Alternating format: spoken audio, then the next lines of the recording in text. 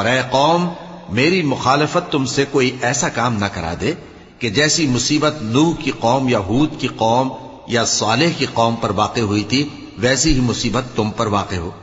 اور لوط کی قوم کا زمانہ تو تم سے کچھ دور نہیں، اور اپنے پروردگار سے بخشش مانگو اور اس کے آگے توبہ کرو، بے شک میرا پروردگار بڑا مہربان ہے، بہت محبت کرنے والا ہے۔ انہوں نے کہا کہ شعیب تمہاری بہت سی باتیں ہماری سمجھ میں نہیں آتی، اور ہم دیکھتے ہیں کہ تم ہم میں کمزور بھی ہو، اور اگر تمہارے بھائی بند نہ ہوتے تو ہم تم کو سنسار کر دیتے، اور تم ہم پر کسی طرح بھی غالب نہیں ہو۔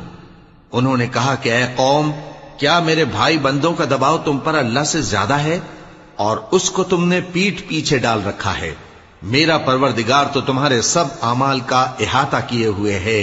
اور اے قوم تم اپنی جگہ کام کیے جاؤ، میں اپنی جگہ کام کیے جاتا ہوں، تم کو ان قریب معلوم ہو جائے گا کہ رسوا کرنے والا عذاب کس پر آتا ہے اور جھوٹا کون ہے۔